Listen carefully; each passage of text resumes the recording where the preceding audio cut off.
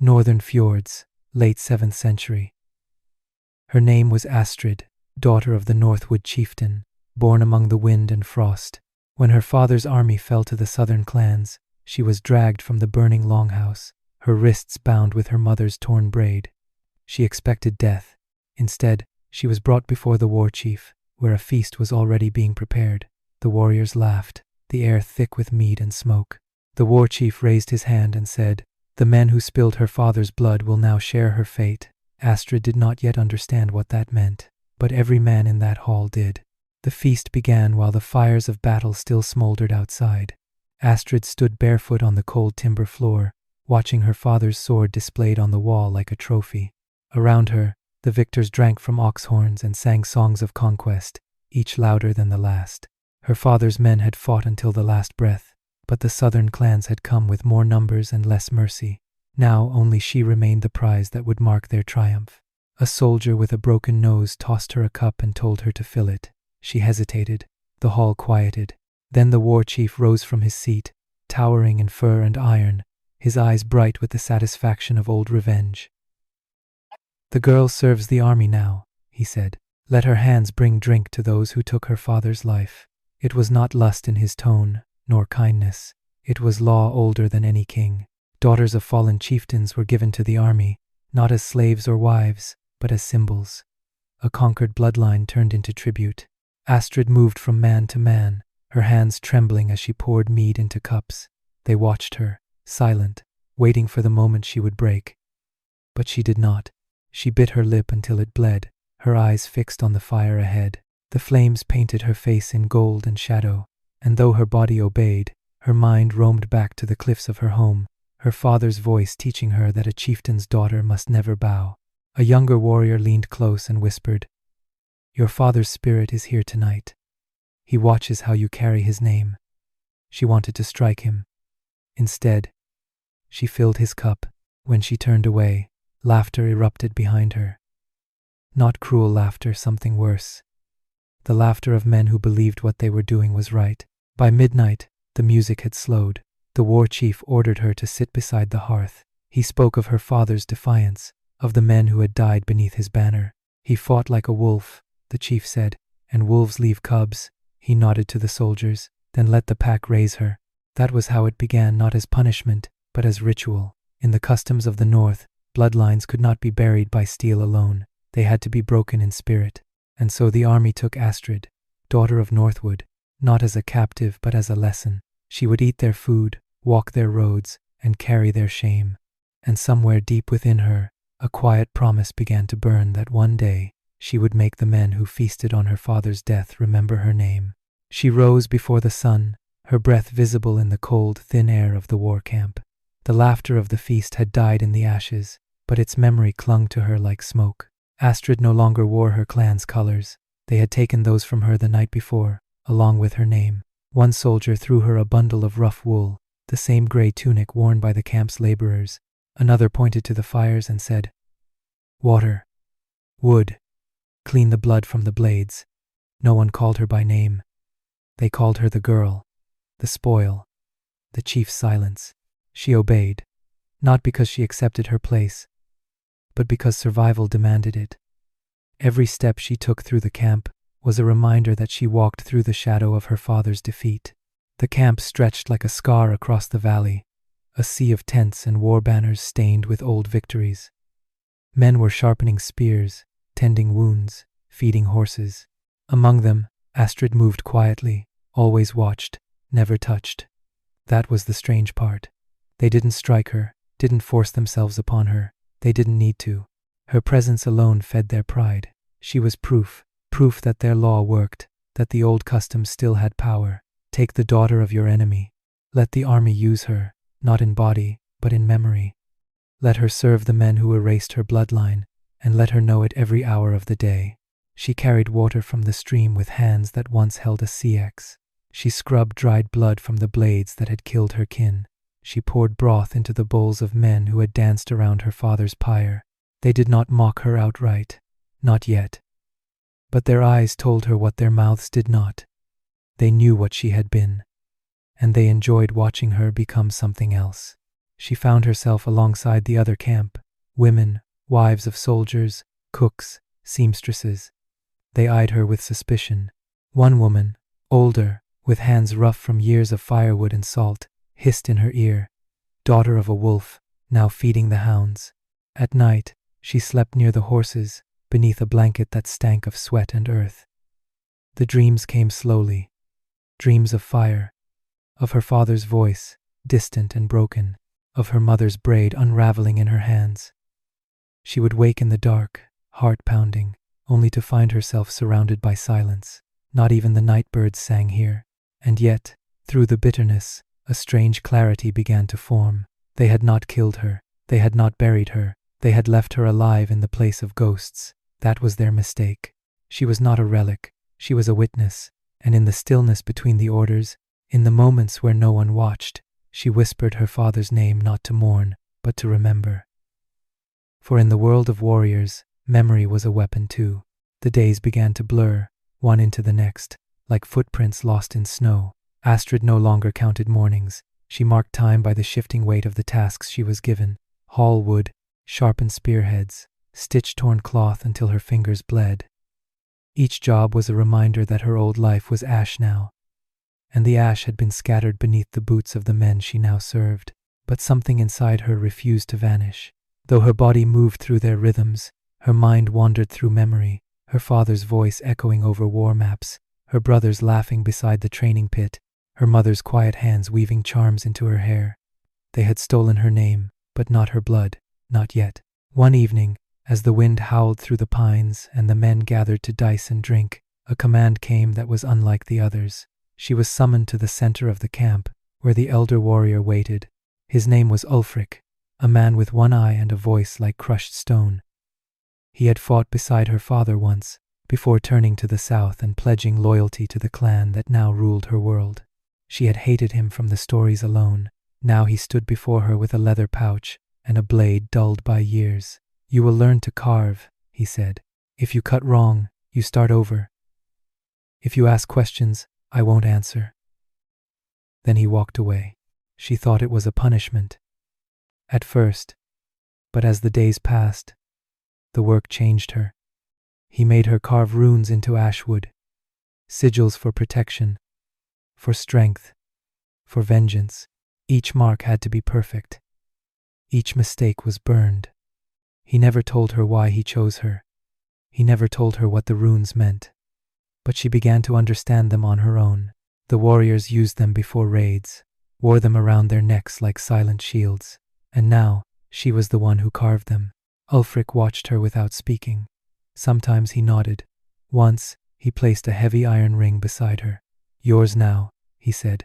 "That means you serve the warband." She did not thank him. She only slipped it on. It was not permission, it was proof. A mark that she belonged to the army, not as one of them. But not quite a part anymore either. She wore the ring like a shackle. But secretly, she studied their language, their customs, the way they moved, the way they led. She memorized everything, as if gathering weapons for a war that had not yet begun. In time, even the youngest warriors stopped calling her the spoil. They called her Harafname, the Raven Girl, not out of affection, but recognition. And one night, as the flames flickered low and her hands rested on carved ashwood, Astrid realized something terrifying and true. She was no longer sure if she was pretending to be one of them, or if she truly was. The snow had started to melt when Astrid first laughed. It was a low sound, caught halfway between memory and mockery, and it startled even her. A young warrior named Eirik had tripped over his own axe, while trying to impress the others with a boastful swing. The men burst into cruel laughter, but Astrid's came quieter, more bitter, almost accidental. Yet in that moment, the men turned their heads, not because she had broken the silence, but because her laugh didn't sound like a captive's. It sounded like one of theirs. By then, she no longer flinched when shouted at. She no longer looked away when spoken to.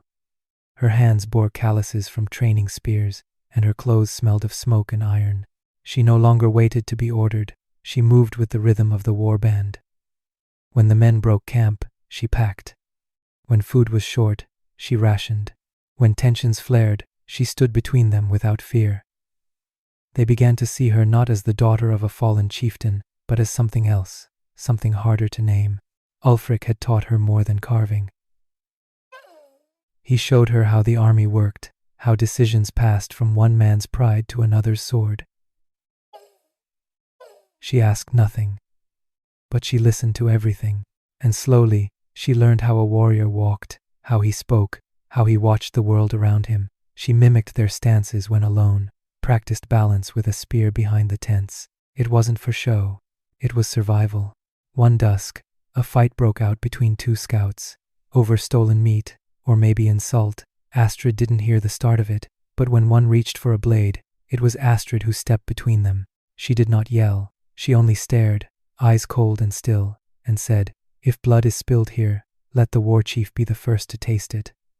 The words were her father's, the tone was her own. The scouts backed down. Afterward, they didn't thank her, but they didn't mock her either. One of them handed her a strip of dried venison without a word. That night, for the first time, she ate among the warriors, not beside them, among them, and though no one acknowledged it, the shift was felt. She had become too useful to ignore, too quiet to provoke, and too sharp to belittle. But usefulness was not the same as belonging. That truth came later, when a girl from a nearby village was brought in, accused of hiding food during a raid. The war chief demanded an example be made. Ulfric handed Astrid a staff and said nothing. The silence was the command. She looked at the girl frightened. Young, not unlike herself months before. Then Astrid raised the staff, struck once across the girl's back, and walked away. The girl wept. The soldiers nodded. Ulfric met her eyes and said, "Now you walk our road." Astrid said nothing, but she did not sleep that night. Not because of guilt, she had long buried that, but because something deeper had cracked. Something she wasn't sure could ever be put back. The valley grew quiet after the last raid. No horns sounded, no fires burned beyond the camp. The war chief sat longer each night, his gaze fixed on maps that no longer promised glory. Winter was ending, and with it, the campaign.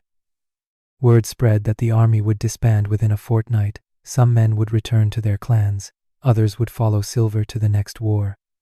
And Astrid, she would be left behind. No one said it aloud, but it lingered in the air like smoke after battle. She had become part of the rhythm, woven into their days like iron into chainmail. She sharpened their blades, bandaged their wounds, even spoke at council fires when Ulfric was absent. Yet still, when the war ended, her place would vanish. She had no clan to return to. Her home was ash. Her name was gone. Her father's banner had long since rotted in the mud where he fell. One morning, she found her old ring, the iron band that had once marked her as spoil left by the hearth, cleaned, polished, placed gently, not discarded. It was a sign. The army was preparing to move, and they had given her a choice without speaking. Stay in the broken village where the last raid had passed, or follow the soldiers as one of them. She walked the camp that day in silence, her eyes catching the faces she had learned by heart. Men who once saw her as a trophy now nodded when she passed. A few even asked her counsel on rationing supplies or scouting paths. She saw Eric, the young warrior who had once mocked her, now limping from a wound. He smiled at her without malice. She did not smile back. At the edge of camp, where the pines grew thin, Ulfric waited. He handed her a pack light, but prepared. Food, flint, a knife. "You can follow us," he said. "No one will stop you." Then he paused. "But no one will ask you either." Astrid looked past him, toward the horizon. She saw nothing waiting there, no promise of revenge, no warm hearth, only the road, only the army, only the men who had taken everything and, without meaning to, taught her how to survive. That night, she sat alone by the dying fire, the iron ring in her palm. She remembered her mother's hands brushing the hair from her face, her father's voice telling her that strength was not in how long you held a sword, but how long you could carry your own silence. She placed the ring back on her finger. When the camp rose at dawn, Astrid walked beside them, not at the front, not at the rear, somewhere in between, where no one asked who she was. She didn't speak, she didn't need to. Her footsteps were steady, her eyes forward. Whatever name she once had, whatever life had been stolen, would not be reclaimed. But something else had taken root in its place. Something colder and far more dangerous. The years passed like smoke in wind, never still long enough to hold. The girl named Astrid had vanished from the world long ago, somewhere between her father's last breath and the sound of laughter around the first campfire that claimed her. What remained was something sharpened, honed by silence, tempered by humiliation, and hardened by the cold laws of conquest. The armies she marched with no longer whispered of her origins. Some thought she was a chieftain's widow. Others believed she had been born of war itself. No one dared ask her to explain. She wore command like a second skin, and those who tested her authority never made the mistake twice. She had not asked to lead. But when the last war chief fell to sickness, it was her name. The warriors spoke quietly, then louder. She made no speeches. She gave no thanks. She simply walked to the front of the column and rode without turning back. When she looked at a map, men moved. When she pointed toward a village, the flames soon followed. She did not carry her father's banner. She never claimed a crest, but every clan that had once mocked her bloodline now taught their sons to avoid her path. One autumn evening, in a valley marked for raid, the scouts returned with word. A village ahead bore the name Northwood. She knew that name well. It was the last fragment of the world she had been torn from, the last breath of a house now remembered only in whispers. Ulfric was long dead by then. The younger warriors did not know the story, but she remembered. She remembered everything. They found the village quiet, small, its people too young to know her face. There was no battle, no blood. She spared it, left it standing as if it had been a grave. That night, she sat alone on the hill above it, holding the iron ring that still clung to her finger, the same ring that once marked her as spoil. She had thought of discarding it many times, but now she saw it for what it was, not a shackle, but a scar that never closed. A truth no victory could wash away. When she returned to the camp, no one asked what she had seen. They saw it in her eyes, in the way she rode through the ranks without a word. She was not there to be understood. She was there to be followed. And so the girl who had once been given to the army became its spine, its silence, its blade. No one remembered her father's name, but they remembered hers. If this story gripped you, there are more brutal truths buried in ancient soil. Subscribe for more forgotten stories, because the past was never gentle, and history never forgets.